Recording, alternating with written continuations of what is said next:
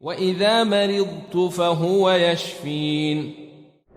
بسم الله الرحمن الرحيم الحمد لله الذي أرسل رسوله بالهدى ودين الحق ليظهره على الدين كله وكفى بالله شهيدا وأشهد أن لا إله إلا الله وحده لا شريك له وأشهد أن محمدا عبده ورسوله. Nous sommes au dernier chapitre de l'introduction et ensuite nous allons commencer les pathologies. Alors, le dernier chapitre qui est important, notre imam Ibn Qayyim nous donne vraiment la conclusion de tout ce qu'on va voir dans le livre. Donc la conclusion de tout ce qu'on va voir dans le livre, que les formes du traitement du prophète sallallahu alayhi wa sallam, il traitait la maladie de trois manières. Donc dans tout le livre qu'on va voir ensemble, il y a trois manières que le prophète se traitait les maladies. La première, des remèdes naturels. Et ça, on va voir bien sûr les plantes, on va voir donc toute la phytothérapie, on va voir la diététique, donc les fruits, les légumes, les céréales. On va voir aussi donc l'aspect au niveau du sport, des activités sportives, psychologiques. Donc tous les remèdes qui ont un rapport, remèdes naturels, bien sûr à travers les plantes, les fruits, les légumes, les céréales et les minéraux. Hein. Donc ce sera le premier chapitre. Le deuxième, on va voir ensemble donc les remèdes divins. Les remèdes divins, bien sûr, comme vous savez, c'est la ruqya. Et le dernier chapitre, c'est la combinaison entre le divin, les remèdes divins et naturels, qu'on va voir ensemble. Bien sûr, il y a des éléments où on a besoin de faire la ruqya pour certaines maladies matérielles, et on a besoin d'utiliser aussi donc des plantes pour pouvoir, bien sûr, traiter des maladies occultes. Voilà les trois chapitres, les trois manières dont le prophète sallallahu alayhi wa sallam s'est soigné. Donc, par des remèdes naturels, par des remèdes divins et la combinaison des deux. Donc, nous mentionnerons en trois formes, en commençant par les remèdes naturels, qui a décrit en utilité. Donc, utilisés pour, nous mentionnerons donc les remèdes divins et enfin les remèdes combinés. Ce n'est là qu'une indication et nous faisons car le prophète sallallahu alayhi wa sallam a été envoyé comme guide. Donc, ça, euh, c'est pas le but de la révélation. Donc ce livre-là n'est pas le but, la médecine n'est pas le but de la révélation, mais c'était moyen, et on apprend à partir de là que la vie du prophète sallallahu alayhi wa sallam, on en retire donc des bienfaits même dans la médecine.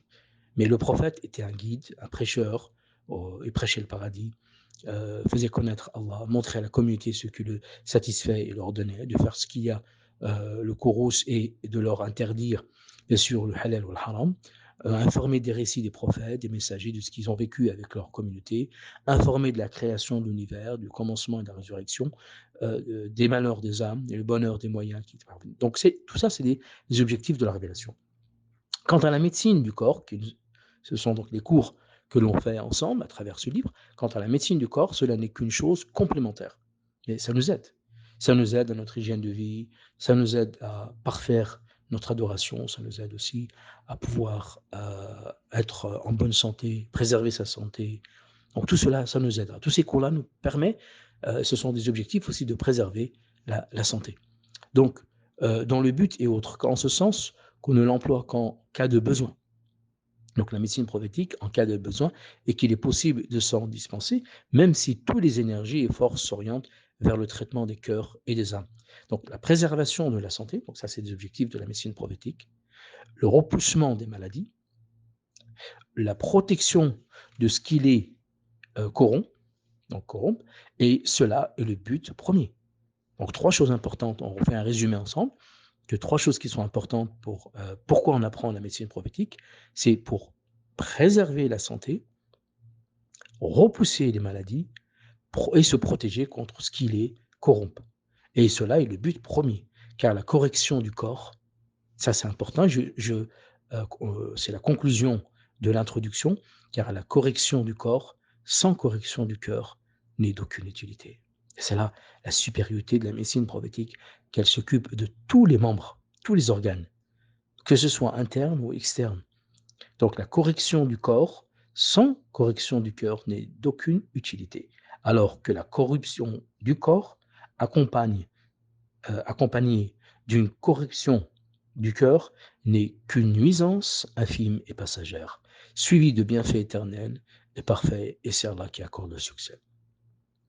Donc soyez bien attentifs à ces paroles-là. Ces paroles devraient s'écrire avec, bien sûr, c'est des paroles en or, hein, avec des plumes en or, et c'est des paroles en or, que la correction du corps sans correction du cœur n'est d'aucune utilité. Il n'y a aucune utilité, et ça, on va voir dans tous nos cours, Inch'Allah. Alors que la corruption du corps, accompagnée d'une corruption, donc correction du cœur, n'est qu'une nuisance infime et passagère, suivie de bienfaits éternels et parfaits. Et bien sûr, c'est Allah qui accorde le succès.